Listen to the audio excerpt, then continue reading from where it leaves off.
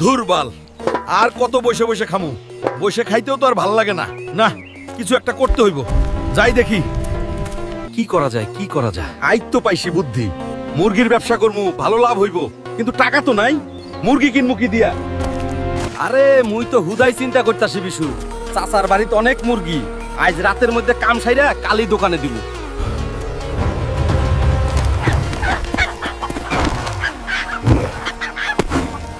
Mission complete.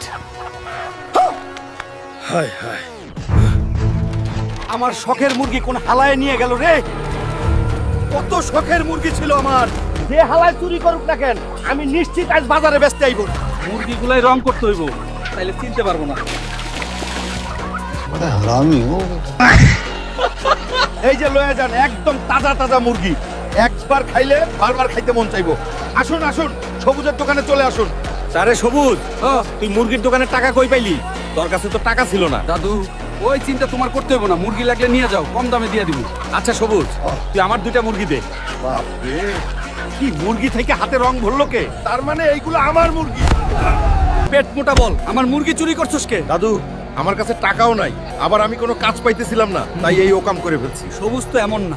ধুর বেড়া, কাজ পাইছস না, আমার বাড়ির আসিস। আচ্ছা দাদু, তাইলে মুরগিগুলা বেচা ফেলি। পেট মোটা আর ভালো হইলি না।